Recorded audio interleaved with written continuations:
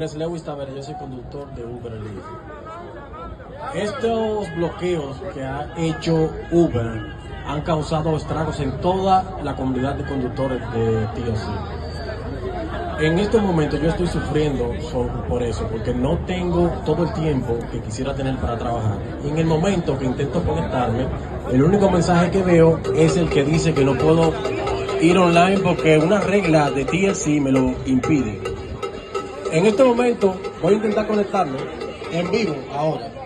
Todos están viendo la cantidad de conductores que hay aquí que no están trabajando. Se supone que debería permitirme conectarme.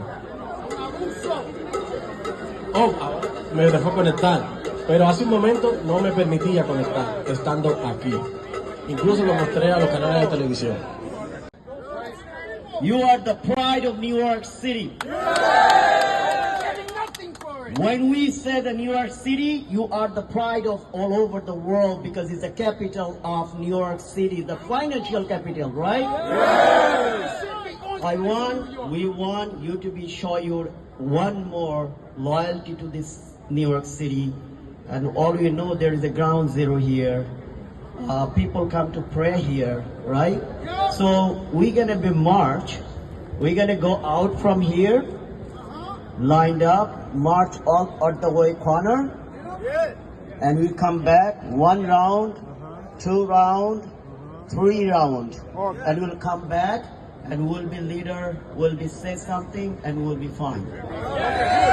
But remember, at the turn of the 20th century, and you know what they called that? They called it a sweatshop. And that is what Uber is doing. They are trying to create a sweatshop by using an app so that they don't have to take accountability. And I say, hell no.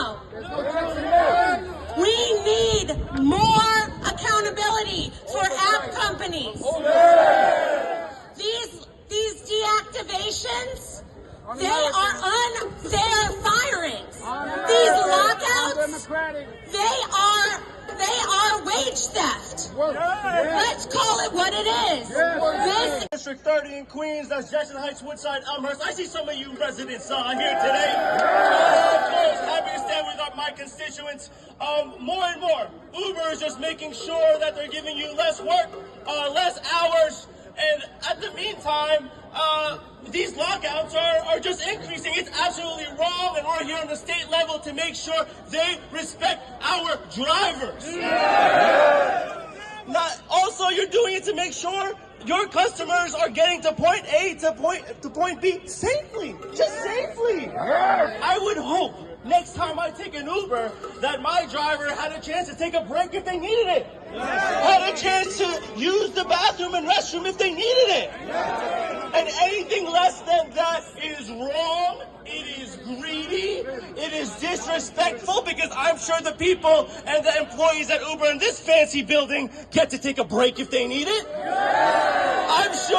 I'm so sure they can take multiple breaks to the restroom if they need it. And not letting the drivers who built this company have the same opportunity is not just hypocritical, it is wrong, it is greedy, and also, like my man said, it is undemocratic. And so today we are standing with our other elected officials here, with all our drivers, to say that we need to protect our workers. All right? Union power! Drivers power! Drivers power!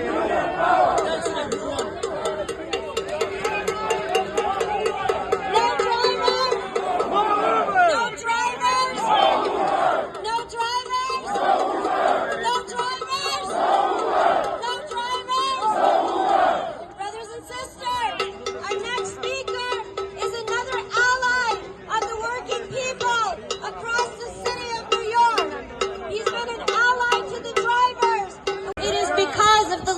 Of the drivers. And so we're here to say we have our economic demands of ending lockouts, ending deactivations, of a right to pay that's either 85% of what the passenger pays or 100% of the TLC rates, whichever amount is higher.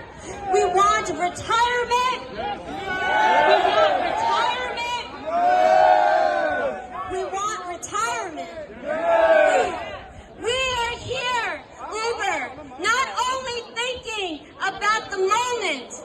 You cannot lock our focus only into the moment in front of us. We see the road